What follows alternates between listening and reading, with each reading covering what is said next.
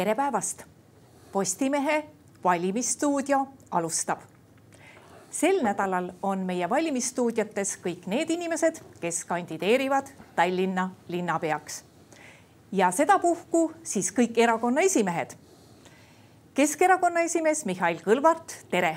Tere! EKRE esimees Martin Helme, tere! Tervist! Ja Isamaa esimees Urmas Reinsalu, tere! Tervist kõigile Postimehe vaatajatele! No kuna kohalikel valimistel Tallinna linnapeaks kandideerimine ei ole teile kellelegi esmakordne kandideerimine, siis alati saad ju valijale öelda midagi uut.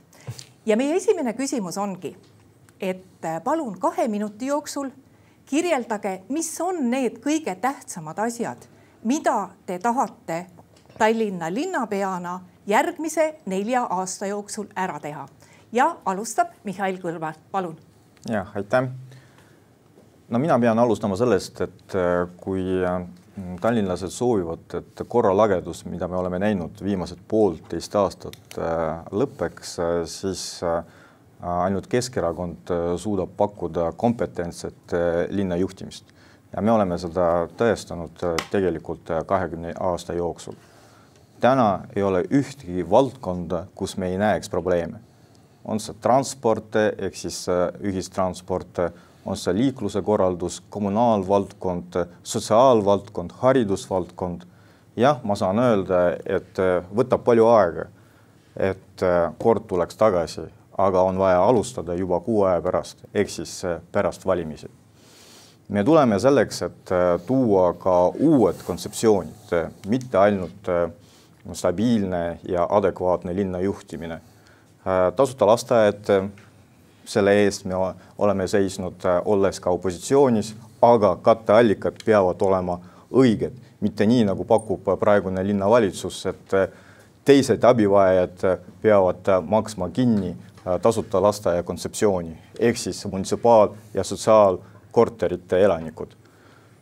Meie lubadus on ka see, et nii kaua, kui kehtib automaks, siis tallinlastele tuleb seda osaliselt kompenseerida, aga eelkõige lastega peredele, pensionäridele, erivajadustega inimestele. Kindlasti me peame tulema tagasi suurte objektide ehitamise juurde. Need objektid, mis olid peatatud praeguse linnavalitsuse juhtimisel. Kas see on olümpiaujula? Sportlased väga ammu seda ootavad. Kas need on erinevad haridusvaldkonna objektid, millega tuleb jätkata, aga jätkata tuleb professionaalselt. Nii. Ja nüüd teie 2 minutit on täis, ma usun, et te tegite ennast piisavalt selgeks. Ja Martin Helme. Ja, ei ole uus kandideerida mul Tallinnas tõesti. Ja ma olen üsna sama meelt, mida ütles praegu Mihhail, et ega Tallinnas ju liiguti 1,5 aastat tagasi vihma käest räästa alla. Kõik on läinud halvemaks ja selles küsimuses ei saa küll vaielda, et Tallinnat juhitakse täiesti käpardlikult ja läbi kukkunult. Nüüd mina tahaksin ikkagi jutu viia, mina tasuta asju kohe ei hakka lubama. Tallinn on rikas, kõige rikkam omavalitsus Eestis. Tallinnas ei ole probleem lubada valijatele tasuta asju. Me ei pea hakkama sinna juurde seletama, kust tuleb raha. Tegelikult me teame, et raha on olemas. Ükskõik, kas need on suurobjektid või mingis sotsiaaltoetused. Aga mina tahan Tallinnas rõhutada paari asja. Esiteks korruptsioonivastasus.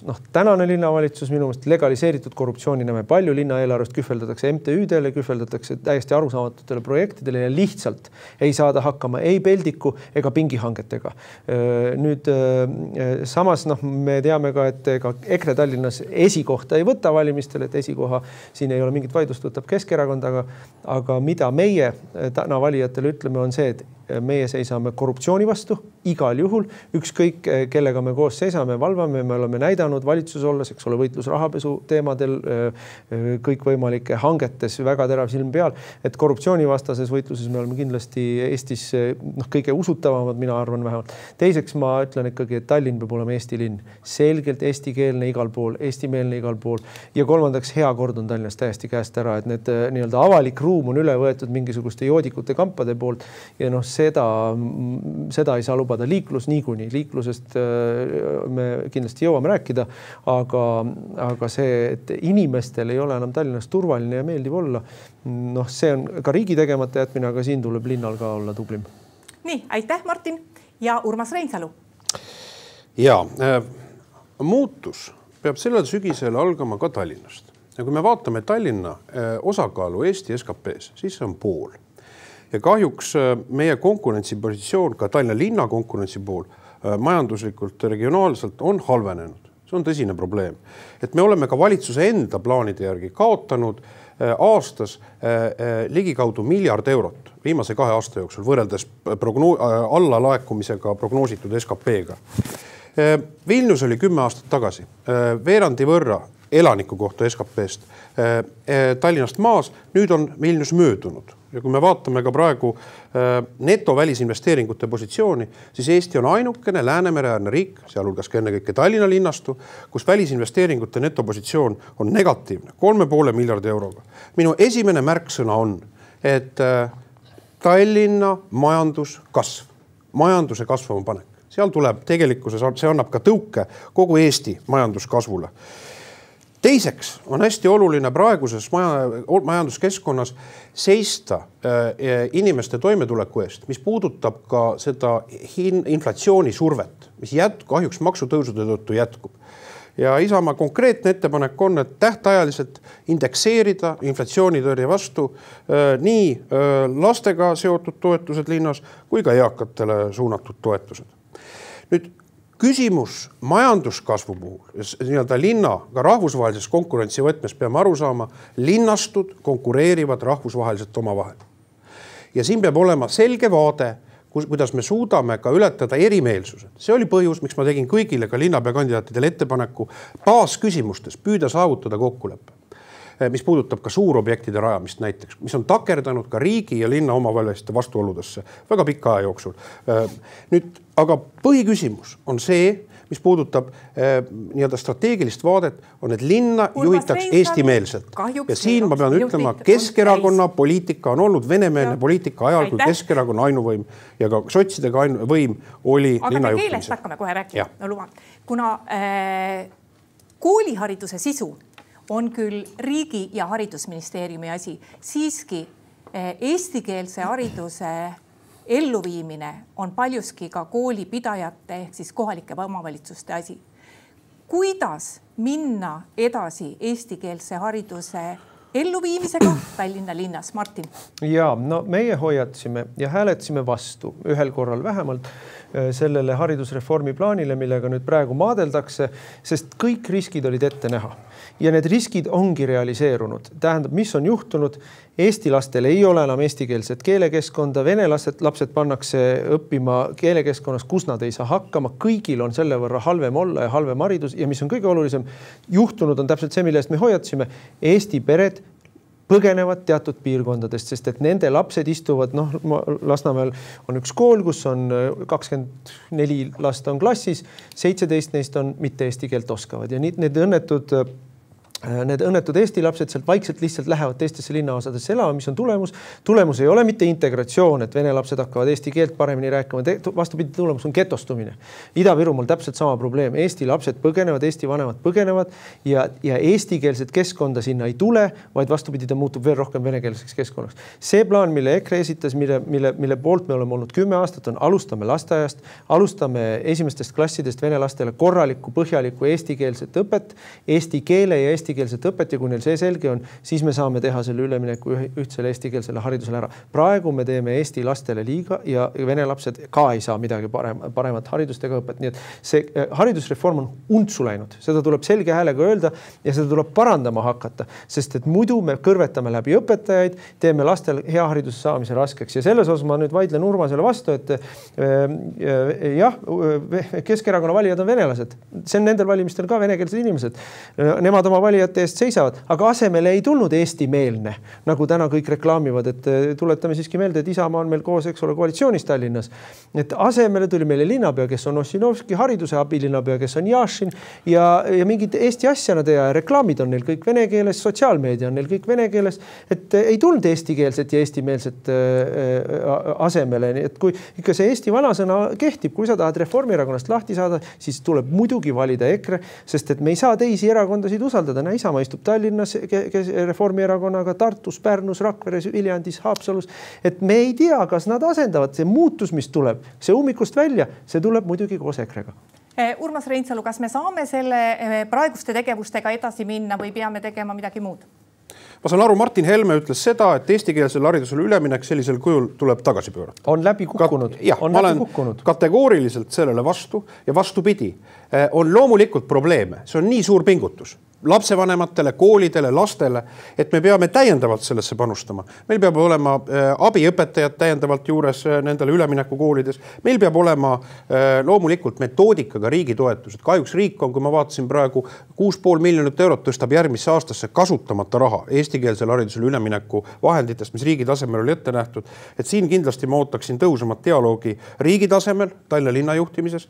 Kuid üks oluline asi on see, et see reform on Eesti rahvuslikes huvides tingimusteta vajalik ja peab jätkuma. Ja igasugune selle reformi diskrediteerimine, ennekõike just venekeelsete valijate seos, on vastutustundetu ja töötab meie rahvuslikele huvidele vastu. Sellega on tegelenud Keskerakond ja kahjuks ma näen, et ka ametis olev linnapea Jevgeni Ossinovski, ma loen siin venekeelseid lehti, mulle näidatakse MK Estonias, ütleb, et tema sellisel kujul oli selle vastu, et samamoodi ka haridusminister Kallas kõneleb sellest, et ei ole hääli Riigikogus, et seda osaliselt tagasi pöörata. Ei, Isamaa on partei, kelle initsiatiivil see reform üle riigi kehtestati. Me oleme seisukohal, et seda tuleb teha jõudsamalt, kuid tingimusteta mitte mingil juhul tagasi pöörata.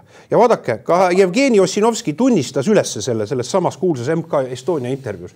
Nimelt see linnavalitsus, kuhu kuulusid sotsid ja Keskerakond, töötas selle eestikeelsele haridusele ülemineku vastu. See oli avameelne ülestunnistus ametis olevalt linnapealt. Nii et kui kõneleda eestimeelsusest, siis ma ütlen, üks näide eestimeelsusest on see, et Tallinna linnas on laias laastus kõrvaldatud nõukogude aegsed sümbolid. See, mille vastu seisis eelmine linnavalitsus, see on niisugune indikaator näide. Tallinn on Eesti linn.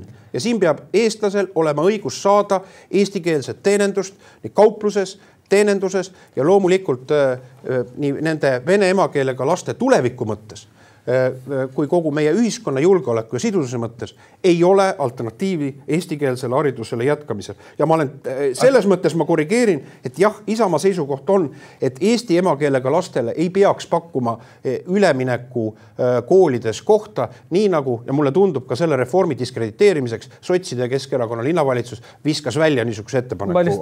Ma ei vaidle absoluutselt sellele eesmärgile vastu, see on täiesti selge, aga ma ütlen uuesti, et vigade parandus on absoluutselt vajalik. Mihhail Kõlvart, kas me peaksime selle eestikeelsele haridusele ülemineku reformi tagasi pöörama? Esiteks, mulle tundub, et lugupeetud Urmas Reinsalu avalduses kõlab nõukogu aegne retoorika, et me sisulisi lahendusi ei paku.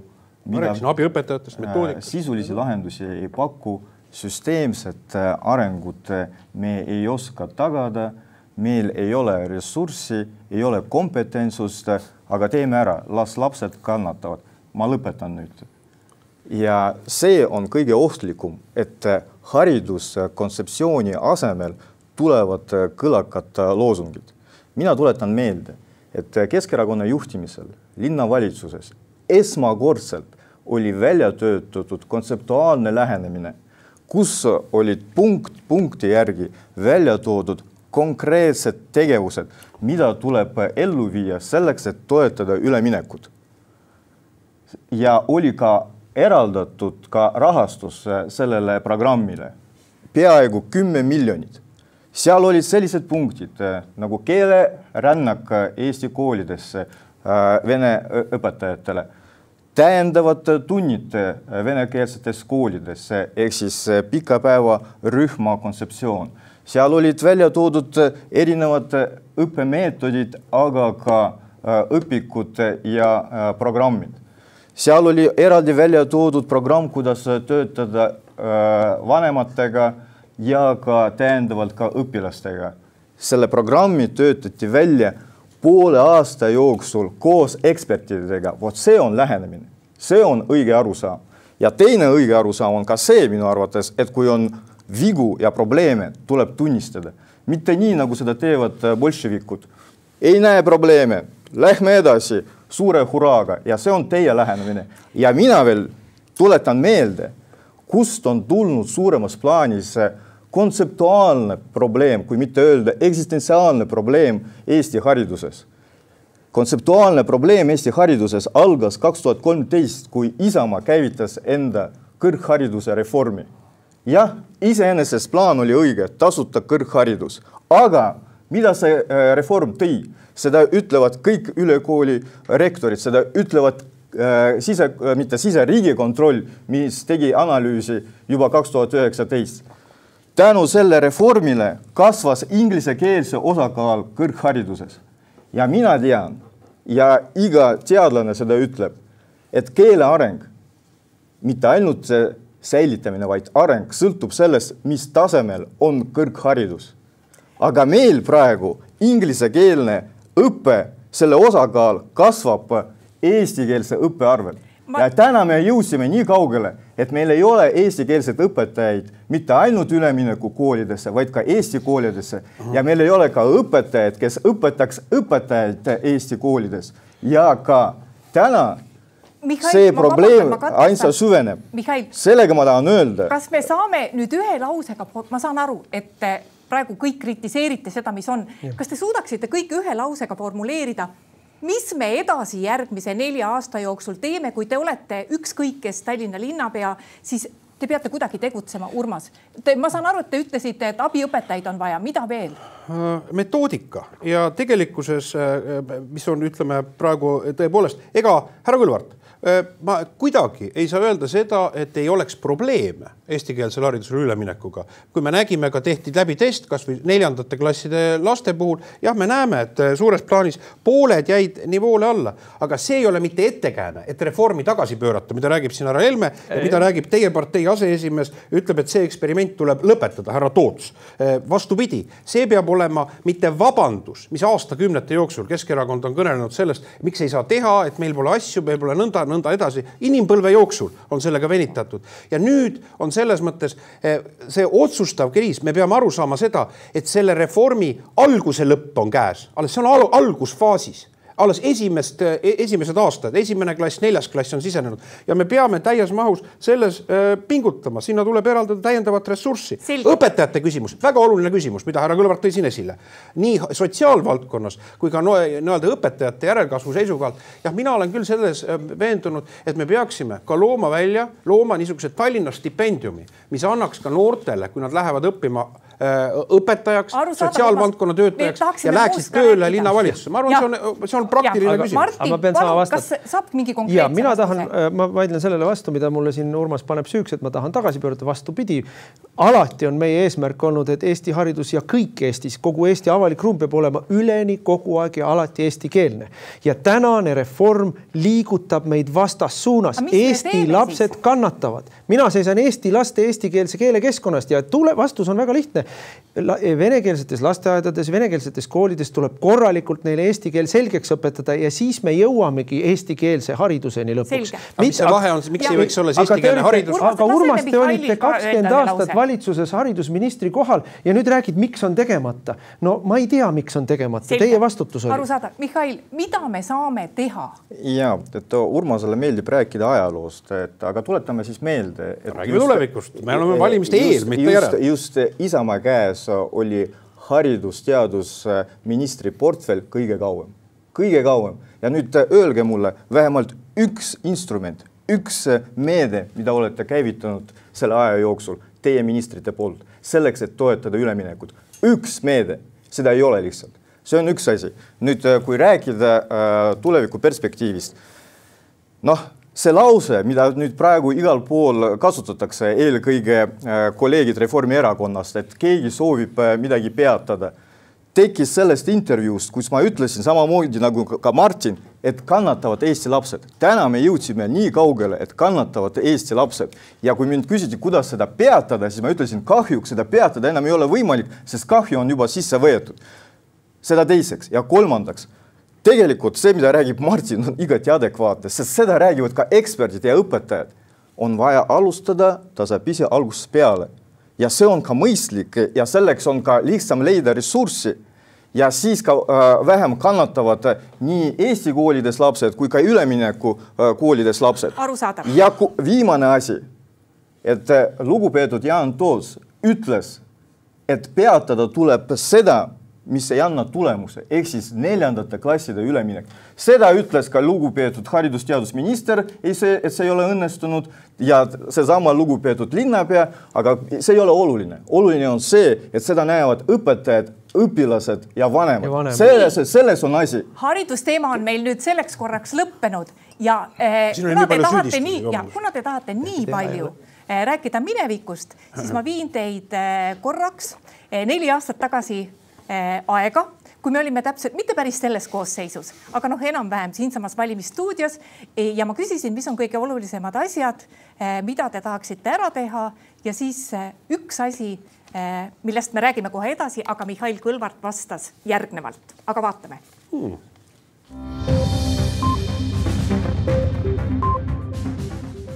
Teine suur projekt on muidugi linnahall ja ma tean, et kolleegid selle peale tahaksid mulle öelda, et kuulge, et räägite linnahallist juba palju aastaid, aga nad ei saa ka mitte tunnistada ka seda, et 2 aastat tagasi meil oli väga kindel projekt ja kui COVID-i praegu ei oleks, siis meil oleks praegu hoopis teine olukord.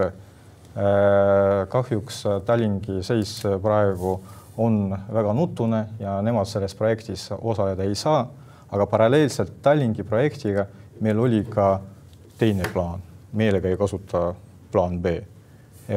Meil käis taotlus Euroopa Komisjonis selleks, et kasutada avaliku sektori vahendeid. See menetlus käis 3 aastat ja me saime vastuse ainult mõni kuu tagasi. Meil on ette nähtud vahendid selleks, et investeerida linnahalli ehitamiseks eelarve strateegias. Aga me praegu otsime investoreid konkursi alusel selleks, et optimeerida kulusi. Juhul, et kui tõepoolest ma muidugi ei usu seda, see ei ole võimalik, et riik meile ütlebki, et kuulge, et see on Tallinna haigla on teie projekt, et meil oleks kus kokku hoida. Linnahall teoreetiliselt võiks seda võimalust anda. Juba praegu turu uuringu käigus on ilmnenud vähemalt 4 investori, kes oleksid huvitatud selles projektis osaleda. Aga sellest on praegu vara rääkida. Vaatame, mida see toob. Mihhail Kõlvart, kuhu investorid jäid ja kas siis, kui te oleksite linnapeana saanud valimisteni jätkata, oleks linnahalliga midagi ette võetud? No tegelikult oli ette võetud. Jah, nagu ma siis ka tõin välja, et kahjuks ei läinud käiku projekt, mis oli juba valmis. Et oli plaan investeerida 300 miljonit Infortari ja Tallinki poolt, aga tuli COVID. Ja siis me alustasime teise kontseptsiooniga, ja see kontseptsioon oli palju laiem kui ainult linnahalli renoveerimine või ümberehitamine. Siis meil oli pakutud, meie poolt oli pakutud kontseptsioon, et mereäärne ala oleks plasdarmiks selleks, et ehitada uut kvartali ja ühendada seda ka vanalinnaga, kui ka tegelikult me nägime seda kontseptsiooni ka veel laiemalt, et see peaks olema uus linnaruum kuni Viru hotellini. Aga mis siis juhtus? Miks ei tulnud? No tegelikult me just tegime ka vastava presentatsiooni ja siis tuli uus võim, nagu me mäletame linna, sest sellised projektid muidugi vajavad aega selleks, et arendada, aga meil ka paralleelselt käisid ka läbirääkimised investoritega, et ma jätkuvalt arvan, et selle laiema kontseptsiooni alusel tegelikult on võimalik edasi minna. Martin, mis me teeme Linnahalliga? Ja no ma arvan, meil on siin mure on kaks põhjust, miks asi nii hukas on. Esimene on see, et meil on kramp, et see on muinsuskaitsealane objekt ja seal ei tohi teatud asju teha või ütleme, see peab alles jääma. Minul seda krampi ei ole, minu meelest võib selle maha lammutada. Ja tegelikult, kui vaja, siis muudame selle jaoks kas või muinsuskaitseseadust. Teine on muidugi see, et tegemist on Eesti kõige väärtuslikuma kinnisvara alaga üldse. Nii komput kohta ei ole. Seal ümber loomulikult tiirleb parv erinevaid šarlatane ja korruptante ja seal see probleem on, et võib-olla on hea, et meil ei ole siin keerulisematel aegadel või ütleme, 90-ndatel keegi seal saanud, ma ei tea, mingisugust väga omakasu projekti teha, mis võtab ta avalikust ruumist välja. Et minu arvates tuleb see maha lammutada, sinna teha tõesti kogu piirkonna kontseptsiooni silmas pidades avalik ruum ja mõistlik hoonestus. Aga alustuseks tuleb öelda, et see, mis seal täna on, seda ei ole vaja säilitada. Ja loomulikult see peab olema erasektori rahadega. Linnal on kõik kangid ja vahendid olemas, et sinna ei tuleks mingit kolemaja, et sinna ei tuleks mingit suletud ruumi. Seda saab kõike teha planeeringute ja muude otsustega, aga sinna ei pea kulutama sentigi avalikku raha. Urmas Reinsalu, mis me teeme Linnahalliga? Lammutame maha või ehitame üles? Loomulikult tuleb teda rekonstrueerida. Ükskõik millisele funktsioonile, avalikule funktsioonile teda mõeldakse. Nüüd härra Kõlvart ütles, et presentatsioon oli olemas. Aga ma tuletan meelde, et sama lubadusega Linnahall nii-öelda korda teha suureks objektiks. Keskerakond läks välja valimistele 2009, 13, 17, 21 ja nüüd jälle 25. Näete, milline plastmassis kuusk on keset tuba, mis võetakse enne jõule kapist välja, pannakse etet külge. Et enesest mõistetavalt on loomulikult, see on erasektori äriinvesteeringute küsimus. Siin härra Helme viitas ja täiesti õigusega, see on kuldne miil Tallinnas. See on, kui me vaatame praegu arengule, Riias näiteks arenguprojekt Eagle Hills, 3,5 miljardit eurot praegu Taugava juurde ehitusarendusprojektid. Vilniusse, kuidas tuleb kapital juurde. Et me peame looma, esiteks on vaja viivitusteta teha kesklinna üldplaneering, mis annab investoritele teatud stabiilsuse. Teiseks tuleb luua planeering sellele alale ja investoritele anda teatud investeerimiskindlus. Ja see ongi võti selle asja tegemiseks. Nüüd tõesti on küsimus selles, et see on üks nii-öelda pika habemega lugudest, mis on pidurdunud strateegiliste objektide puhul, mida ma oma kirjas ka kõigile linnapea kandidaatidele tõin esile. Ja see pole ainukene. Siin on ka Tallinna Haigla projekt, siin on väikese ringtee projekt ja nüüd on küsimus selles, et riigi tasemel ja linna tasemel ei ole leitud ka ühisosa, mis puudutab muinsuskaitse nõudeid, ka nende võimalikku leevendamist. Ja me peame tegema selle pingutus, et me ei saa olla, peame hakkama ükskord targaks rahvaks, eks ole, ühiselt poliitiline juhtkond. Et me lepime kokku, mis on see nii-öelda lävend, mille pinnalt arhitektuurilistes võimekustes meil oleme nõus tegema kompromisse ja mis on see panus, mida me peame tegema siis erasektorile kindlustunde pakkumiseks. Ja siis on meil võimalik edasi liikuda nõnda, et me muudame tegelikkust. Praegu käivad näivprojektid kogu aeg nende asjade ümber. Ja ma ei saa sellega leppida. See tuleb meie majanduskasvu arvelt ja lisaks ka linna välisilme arvelt. See on tõesti koomiline olukord. Linna üks kallim objekte on liiata laguneb terve inimpõlv. Mul on teile üks väga konkreetne küsimus veel, mille osas te peate ilmselt väga ruttu tegema, kui te linnapeaks saate otsuse. Ja see on teine väga vaidlusalune konkreetne investeering, mis puudutab Tallinna 2 trammiteed, et kas me ehitame Liivalaia tänavale ja Pelguranda trammi või laseme selle Euroopa Liidu rahal, mis selleks on ette nähtud, lihtsalt minna. Mihhail Kõlv. Ja Martin. Ja. Ei ehita ühtegi trammiteed enam, ühtegi trammimeetrit enam ei ehita. Küll aga ehitame valmis õhutrammi, mille jaoks saab ka roheraha kasutada, kui me tahame roheraha laiaks lüüa, mis on ju põhiline motivatsioon olnud, miks me neid trammiteid igale peale topime. Et ei, mitte mingil juhul neid trammiteid ja liiklusest, ma ei tea, kui palju me jõuame rääkida, aga viimane läbilaskevõimega tänav Tallinna kesklinnas on Liivalaia tänav, nüüd tahetakse see ka tuksi keerata. Tegelikult tuleb liikuda vastupidises suunas, uuesti tuleb need suured trassid ikkagi normaalseks liikluseks avada, nagu on Pärnu maantee ja siin Paldiski maantee ja muud sellised kohad, mis on ju täiesti ära kägistatud meil meelega hulluks aetud liiklused. Ärme tee seda sama Liivalaiale. Mihhail. No täna mul tekib selline tunne, et trammist on tehtud ideoloogia, et iga hinnaga, igale poole surume peale, sõltumata sellest, mida näitavad analüüsid või mida soovivad elanikud. Nii ei saa. Pelguranna trammi puhul on alternatiivsed võimalused, seda ei tohi suunata kitsa Puhangu tänava kaudu, rääkimata sellest, et ei ole mõeldav, et Stroomi pargis tekib tagasipööre. No kas me päriselt soovime lõhkuda keskkonda, mis rõõmustas meie inimesi aastaid ja aastaid? No see lihtsalt ei ole mõeldav.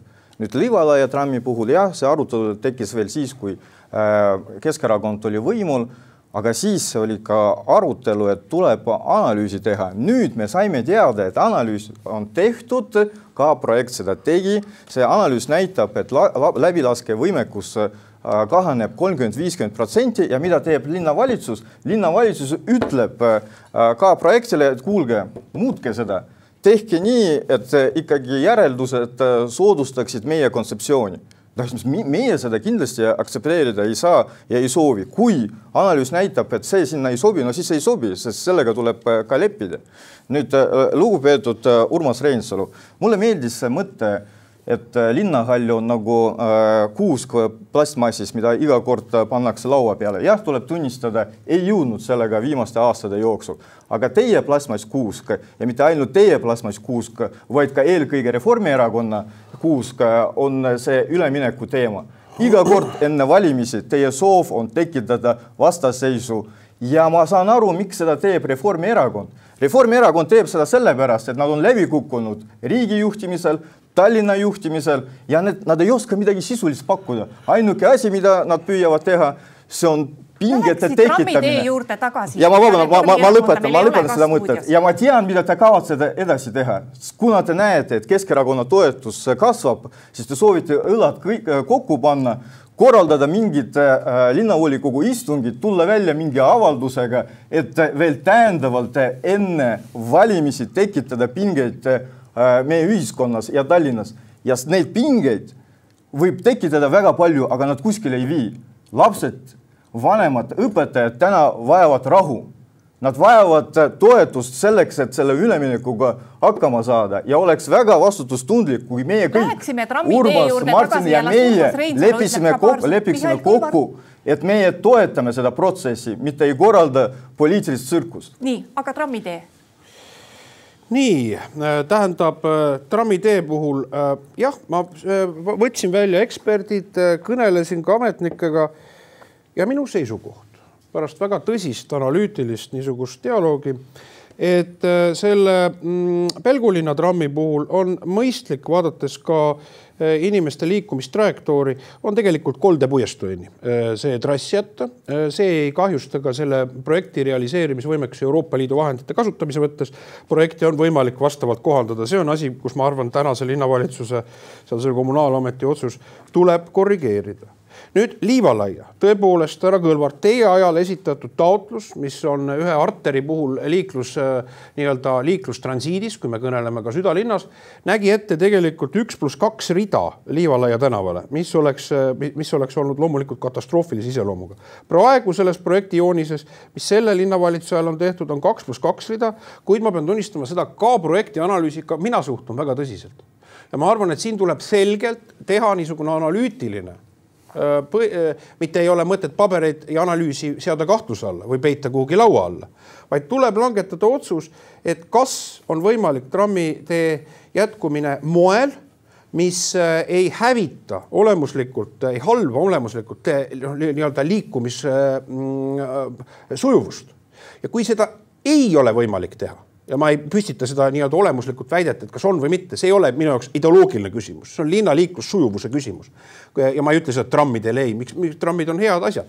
Aga miks, ja kui seda ei ole võimalik teha, siis tuleb venitusteta dialoogis riigi valitsusega, Rahandusministeeriumiga leida lahendus muudeks projektideks, mida kasutada Euroopa Liidu raha. Ja ma olen välja võtnud ka nimistu nende projektide kohta, et kindlasti ma olen võimeline töötama operatiivselt. Praegu langetati otsused, kui me kõneleme Ossinovski Kõlvarti linnavalitsuse ajal, ilma läbi mõtlemata. See oli täiesti osundus, et tuleks enne mõelda, kui ka langetatakse või tehakse mingi ettepanek ka Euroopa Liidu struktuurfondi vahendite puhul. See oli toores. Nüüd see, mis puudutas üleminekut eestikeelsele haridusele. Härra Kõlvart, te ütlesite rahu, aga mina kõnelengi praegu rahust. Härra Kõlvart kuidagi jõudis eestikeelsete trammide juurde. Et ma ütlen, et kui me kõneleme rahust, siis täpselt Isamaa sõnum ongi rahusõnum. Mitte ei ole nõnda, et me teeme kroonireformi 92. aastal ja siis parteid hakkavad rääkima, andma signaale selle kohta, et see võidakse tagasi pöörata. Meil on tõepoolest, Isamaa vastutab selle reformi loogika eest ja me kindlasti seisame selle eest, et seda ei pöörata tagasi selle baaselementides. Ja me ei saa mängida praegu, kui me anname inimestele signaali, et seda hakatakse tagasi pöörama, aga vabandust, siis vaatavadki inimesed, kes on selle reformi nagu põhilise pingutuse peavad läbi. Pered, õpetajad, koolipidajad ja Isamaa ütleb sellele, et niisugust ohtlikku mängu ei tohi lubada. Aga me vaatame korraks 4 aastat tagasi ühte lubadust, mida lubas Isamaa. Ma ütlen kohe, et see ei olnud peamine lubadus, aga see on ka praegu teie programmis sees.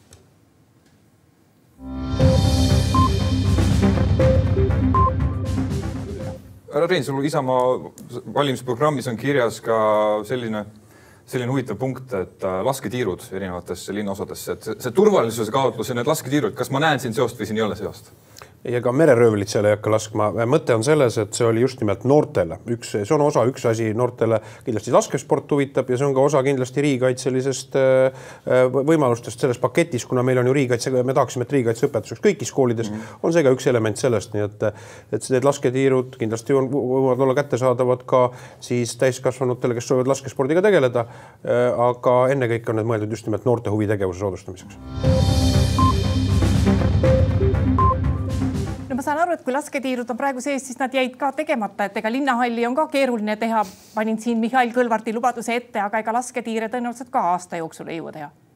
Vaadake, see oli nüüd, ma arvan, et see intervjuu oli tehtud 21. aasta sügisel, eks ole, enne valimisi. Ja enne sõda. Ja enne sõda, kus tegelikult need pinged olid juba kuhjunud ja loomulikult me peame aru saama, et selle lasketiirude konkreetne idee tõukus sellest, et anda niisugust laiapindset julgeoleku ettevalmistust inimestele, seal hulgas ka linnaelanikele. See oli mõttekäik, eks ole, mitte lihtsalt, et ühte tõsta jälle see meelelahutuse või spordi või huvitegevuse valdkonda teisele.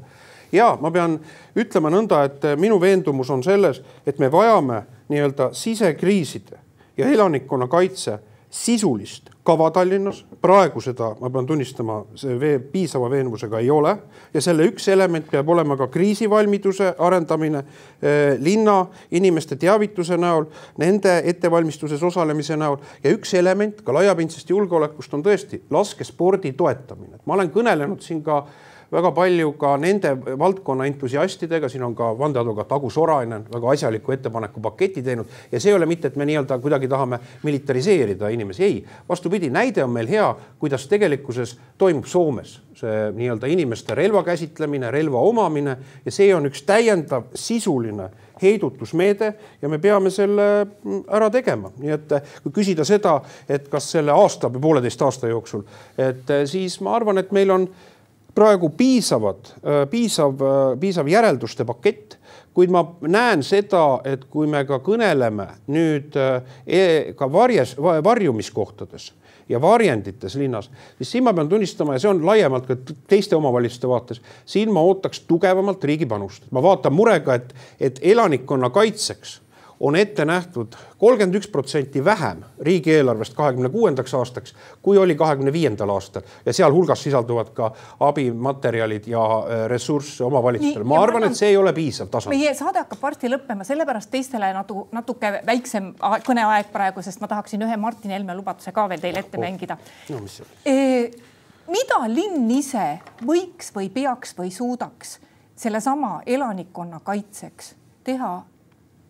Ja kas te peate seda vajalikuks, et üldse on vaja midagi teha? Ei, muidugi on vaja ja see on tegemata töö meil 30 aastat ja mis on minu meelest praegu viltu läinud on see, et meil on keskendutud valele asjale, nagu me peaksime nüüd hakkama massiliselt ja kiirkorras mingeid varjendeid tegema. Tegelikult ikkagi peab olema linnal evakuatsiooniplaan, peab olema toitlustamisplaan, peab olema plaan selleks puhuks, kui meil ei ole elektrit või vett või sidet. Et need on asjad, millega saab ja peab tegelema ja mis ei võta ka nii palju ressurssi.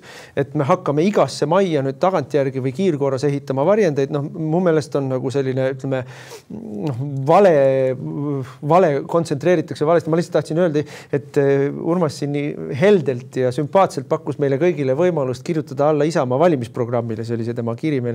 Ja nüüd ta veel sümpaatsemalt räägib Tallinnas olevatest probleemidest, nagu nad ise ei oleks Tallinnas võimul.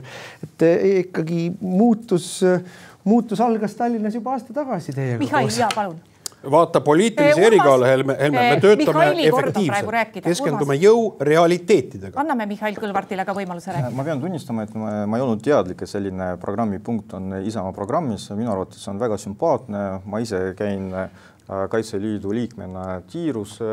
Ma arvan, et tõepoolest see vajadus on olemas. Kas see peaks olema mingi esmaprioriteet, arvestades, et praegu Tallinna eelarve ja linnakassa ei ole paremas seisus, kuna 1,5 aastat see linnakassa kannatas korralagedust, aga see võib olla tõepoolest see punkt, mida oleks mõistlik arutada.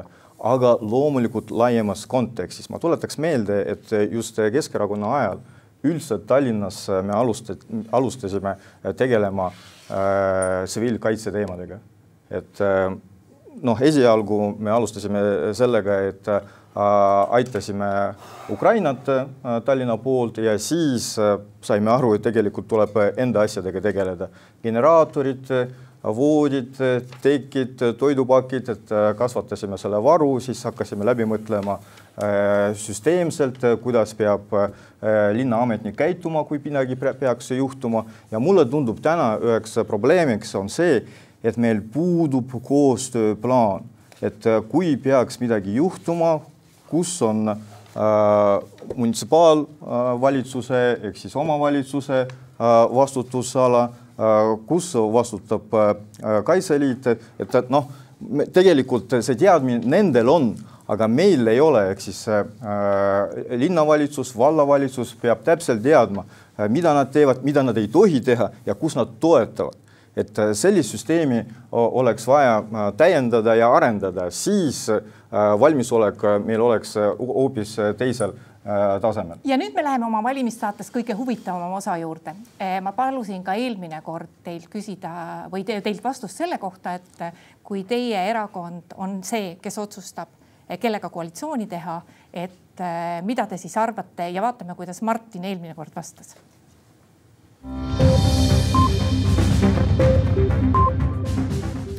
Minul ei ole kunagi eesmärk kedagi otseselt välistada, minu meelest ei ole see poliitiliselt tark, aga minu meelest Tallinn hädasti vajab muutust, vahetust, võimu juurest välja vahetamist, pikka aega võimu juures olnud partei tuleks saata natukeseks opositsiooni, et nad seal saaksid uusi ideid koguda, nii et meie erakond ei lähe toetama Keskerakonna võimul olemise jätkamist Tallinnas ja see tähendab, et me oleme avatud koalitsiooni moodustamiseks kõigi ülejäänutega, kes valimiskünnis ületavad ja nii nagu see valijate poolt antud matemaatika meile ette annab, aga minu meelest Tallinn vajab hädasti sellest stagneerunud hoiakust ja sellest, et kõik on hästi, natukene on vaja parandada, suhtumisest vaja eemalduda.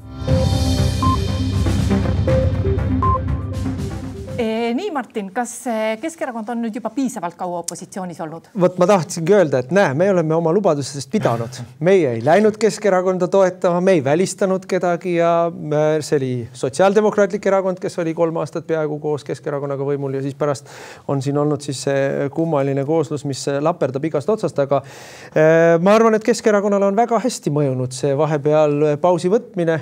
Ma arvan, et on väga hästi mõjunud ka valijale see arusaamine, et mis siis saab, kui parteidel on valimistel ainult üks platvorm ja see on see, et meil endal plaani ei ole, aga me tahaks praegu võimul olevad inimesed opositsiooni aidata. Nii nagu ju oli eelmisel korral Reformierakonna ja sotside põhilubadus oli see, et ega meil midagi head välja ei ole mõeldud, aga lükkame Keskerakonna kõrvale, et me näeme, mis selle nagu tulemus on.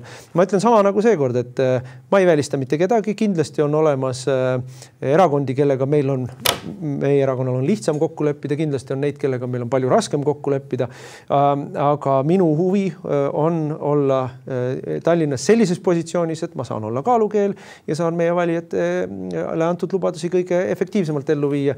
Kellega see õnnestub, seda me saame teada alles 19. õhtul. No praegu küsitlused näitavad, et Mihhail Kõlvart, teil võib tekkida võimalus, et te saate luua ainult Keskerakonnas koosneva valitsuse, linnavalitsuse, aga kui see võimalus tekib, kas te siis eelistate olla üksi võimul või võtaksite mõne partneri ka ja kui, siis kelle? No mulle tundub, et praegu Keskerakonnaga hirmutatakse, et vaadake, nad võivad tulla võimule ja see võim võib olla absoluutne, et tegelikult seis on täna väga ebamäärane. Me ei tea, mis juhtub. Ja see sõltubki valijate nagu tahest. Et täna on suuremas plaanis valik selline, kas Keskerakond tuleb mõni partneriga võimule või siis tekib jälle, Vikerkaare koalitsioon, kus on 4 erakonda või ma ei tea, võib-olla 5 erakonda ja peamine eesmärk on sellel suurel koalitsioonil, nagu ka praegu, lihtsalt olla Keskerakonna vastu ja samas midagi sisulist selline koalitsioon tuua ei suuda ja seda me nägime viimased 1,5 aastat. Urmas Reinsalu, milline teie lemmikerakond on, kui Isamaa kõrvale jätta? Teate, ma jäin ka mõttesse praegu seda 21. aastat. Võib-olla tõesti on hämmastaval kombel ainukene partei, kes 21. aastal oma valimislubadused täitis, oli Isamaa. Lubasime luberookamise lõpetamist järgmisest aastast tehtud, lubasime Keskerakonna vaba linnavalitsust, ka sellega pikaajalise viivega saime hakkama, nii et Isamaa on võimeline oma eesmärke saavutama. Nüüd küsimus sellest, et ma pean tunnistama, et tõepoolest Reformierakond diskrediteeris, ja see on nende päris patt, seda Keskerakonna vaba linna juhtimist. See on väga tõsine probleem, ma arvan, ka heauskselt Eesti inimeste silmis. Kindlasti Keskerakonna ainuvõim oleks väga tõsine probleem, kui me räägime seda niisugust poliitikat, mida me nägime siin varasemalt. Nii et Isamaal on väga tõsine probleem kindlasti maailmavaateliselt Keskerakonnaga ja meil on kindlasti väga põhimõttelised etteheited Reformierakonnale. Just tõepoolest tuleb tunnistada, et nad on, et need, kui inimesed toetavad neid jõude, kes on riigis on näidanud, on olnud võimul, siis kui nad on riigis läbi kukkunud, siis on päris selge, et nad demonstreerivad seda läbi kukkunud poliitikat ka omavalitsuse tasemel. Nii et meie jaoks on oluline kaitsta eestimeelset alternatiivi tänase valitsuse läbi kukkunud poliitikale. Ja muutus algab siis, kui Eesti inimesed annavad selleks mandaadi, mis on väga oluline. Eesti inimesed, ärge jääge koju, minge valimisnädalal valima ja toetage eestimeelset alternatiivi valitsuse poliitikale Tallinnas ja mujal linnades ja valdades, toetage Isamaad. No nii, nüüd on küll kahjuks nii, et Urmas Reinsalu sai viimase sõna, aga keegi peab ju saama. Aitäh teile tulemast Postimehe valimisstuudiosse ja aitäh ka kõigile neile, kes meid täna vaatasid. Meie järgmine valimisstuudio on eetris kolmapäeval, aga seniks lugege uudiseid postimees.ee.